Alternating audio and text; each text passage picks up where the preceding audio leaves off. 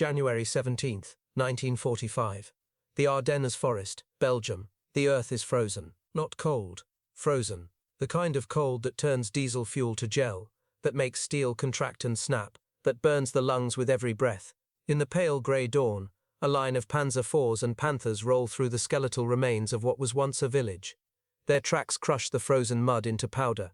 Inside the lead Panther, Oberfeldwebel Klaus Reinhardt adjusts his throat microphone and peers through the commander's cupola at the snow-dusted road ahead. He has been fighting since Poland. He has seen Panzers crush French Saumurs, obliterate Soviet T-34s, and reduce British Churchills to smoking scrap. He believes, as do most of his comrades, that German armor is unmatched. Superior engineering, superior firepower, superior will. Then his gunner reports movement ahead, a Sherman tank, hull down behind the rubble of a stone barn. Reinhardt almost laughs. The Americans call it the M4A3E8.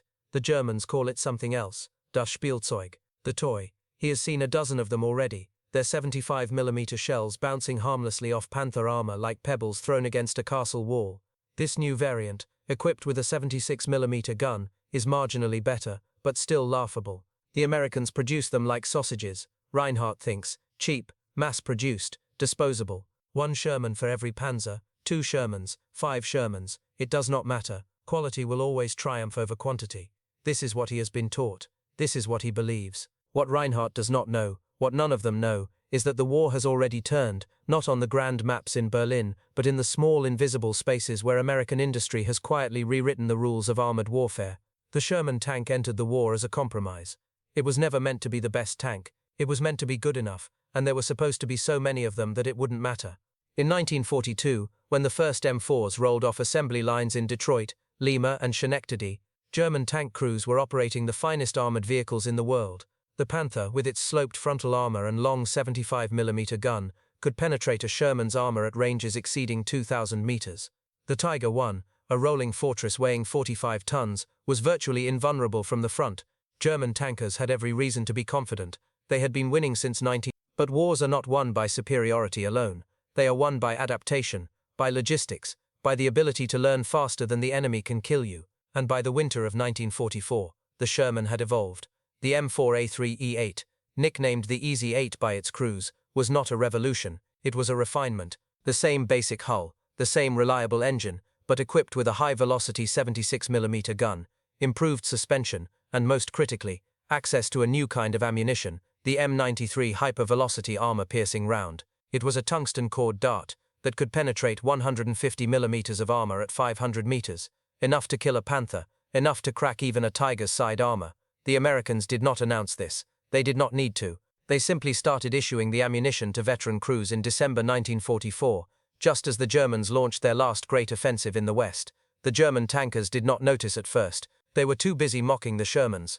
Oberfeldwebel Reinhardt's crew spots the lone Sherman and adjusts their course. The Panther's commander orders the gunner to load high explosive. There is no need for armor piercing. The Sherman will flee or die. This is routine, but the Sherman does not flee. At 1,200 meters, the Panther's gun swivels toward the target. At 900 meters, Reinhardt's driver reports the Sherman is still stationary, still hull down, only its turret visible above the rubble. At 700 meters, the gunner confirms he has a firing solution. Reinhardt is about to give the order when the Sherman fires first. The sound is sharper than expected. Not the dull thump of a 75mm, but a high-velocity crack that splits the frozen air. The round strikes the Panther's glacis plate just left of center. The armor does not shatter. It does not deflect, it simply fails. The tungsten penetrator punches through 60mm of sloped steel as if it were tin, enters the crew compartment, and detonates the ammunition stored in the spunson. The Panther does not explode. It erupts, a column of flame and smoke that rises 20 meters into the gray sky.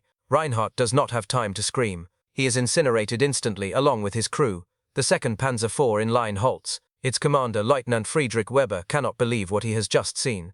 Panthers do not die like that. Not from the front, not from a Sherman. He orders his gunner to engage immediately, but before the turret can traverse, the Sherman fires again. The second shot strikes the Panzer IV's turret ring, an impossibly small target at 650 meters, and jams the turret in place. The third shot, fired 4 seconds later, penetrates the driver's compartment. The tank lurches to a halt, smoke billowing from the hatches. The 3rd Panzer, a Panther commanded by Hauptmann Otto Kruger, attempts to reverse. Kruger is a veteran of the Eastern Front. He has fought at Kursk. He knows when to retreat. But the road is narrow, hemmed in by trees and rubble, and the Sherman fires again before the Panther can complete its turn. The fourth shot strikes the engine deck, igniting the fuel tanks. The crew bails out, their uniforms smoking, their faces blackened with soot. The 4th and 5th Panzers, both Panzer IVs, attempt to flank the Sherman by splitting left and right into the forest. The American tank commander, whose name is never recorded, whose face is lost to history, rotates his turret with mechanical precision and fires twice more. The 5th shot disables the left-hand Panzer IV by shattering its right track and road wheels. The 6th shot, fired at an oblique angle through a gap in the trees, strikes the final Panzer IV in the side armor and sets it ablaze. 6 shots, 5 kills, 1 disabled. Total elapsed time, 93 seconds. The Germans had expected to fight a war of quality against quantity. They had built the best tanks, the best guns, the best armor. They had trained their crews to precision, instilled in them a belief in technological superiority that bordered on religious faith, and for 3 years that faith had been justified. The Tiger and the Panther were not myths, they were real, and they were deadly. A well-positioned Tiger could hold an entire Allied division at bay. A Panther could destroy half a dozen Shermans before withdrawing to refit and reload. But the Germans had made one critical miscalculation. They assumed the Americans would not improve. The Sherman crews of 1945 were not the same crews who had landed in Normandy 6 months earlier. They had learned, through blood and fire, how to fight panzers. They had learned to use terrain, to engage at ranges where their guns could penetrate, to target weak points, turret rings, engine decks, track assemblies. They had learned to coordinate with tank destroyers, with infantry, with artillery, and most importantly, they had been given the tools to win. The M93 hypervelocity round was not a miracle weapon, it was simply adequate, but adequate, in the hands of a veteran crew with 8 months of combat experience, was enough. The German tankers had mocked the Sherman, because they were looking backward. They were fighting the war of 1943, when German armor reigned supreme, and American tanks were death traps. They did not see that the war had changed. They did not see that the Americans had closed the gap, not through brilliance, but through relentless, grinding improvement. Every engagement was analyzed. Every failure was studied. Every advantage, no matter how small, was exploited. In the wreckage of the 5 Panzers, the survivors stumbled through the snow. Lieutenant Weber, his hands burned, his ears ringing, looked back at the smoldering hulks and felt something he had never felt before. Doubt, not fear. He had felt fear at Kursk, at Falaise, at a dozen other places where the enemy had outnumbered and outgunned him, but doubt was different. Doubt was the realization that everything he had been taught, everything he had believed might be wrong. The Sherman did not pursue. It remained hull down, its commander watching through his periscope as the German survivors disappeared into the forest. There was no triumph in this, no celebration. The American crew had done their job. They had stopped an enemy advance. They had survived. That was enough. But for the Germans it was a revelation. Word of the engagement spread through the panzer units within days. Veterans who had dismissed the Sherman as a nuisance began to treat it with caution. Crews who had once charged American positions now held back, waiting for infantry support, for artillery, for anything that might tip the odds back in their favor. The psychological impact was profound. The Sherman was no longer a toy, it was a threat. The recurring object in this story is not a weapon or a piece of armor, it is a number. 5. 5 Panzers disabled or destroyed. 5 shots. 5 times the Germans were proven wrong. Numbers had always been the American advantage. The factories of Detroit could produce 50 Shermans in the time it took Henschel to produce 1 Tiger. The Americans could lose 10 tanks and replace them in a week. The Germans could lose 10 tanks and never replace them at all. But the engagement in the Ardennes was different. It was not about numbers. It was about precision. It was about a single crew, in a single tank, fighting not with overwhelming force but with skill and preparation. 5 became a symbol, not of abundance but of efficiency, of learning, of adaptation. The Americans had taken a flawed design and refined it into something deadly. They had taken green crews and turned them into veterans. They had taken a war they were losing in 1942 and turned it into a war they would win by 1945. The number 5 represented the distance between mockery and respect, between defeat and victory, between the Germany of 1939 and the Germany of 1945.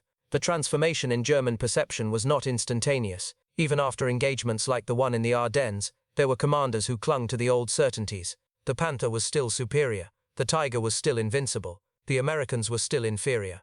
But these voices grew quieter as the winter wore on.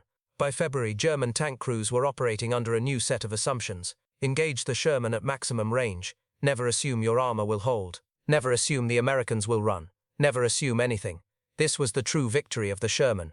Not that it was better than the Panther or the Tiger, but that it was good enough, and there were enough of them, crewed by men who had learned how to win. The Germans had built their war machine on the assumption that quality would always triumph. The Americans had built theirs on the assumption that quality could be learned, that quantity could buy time, and that time could be used to adapt. In the end, adaptation was faster than perfection.